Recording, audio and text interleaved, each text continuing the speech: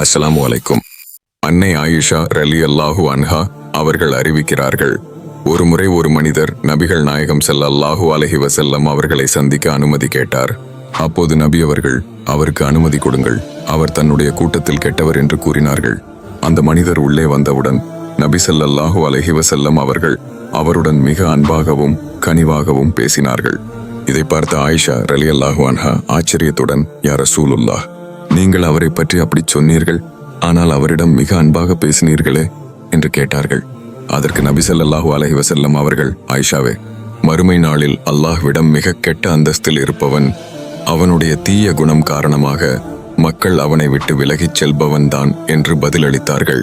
இந்த ஹதீஸ் நமக்கு ஒரு பெரிய பாடத்தை கற்றுத்தருகிறது.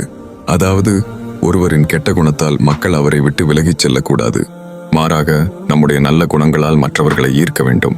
அன்பான சகோதர சகோதரிகளே, நம்முடைய குணங்களை சீர்திருத்தி அனைவருடனும் கனிவாக நடந்து கொள்வோம்.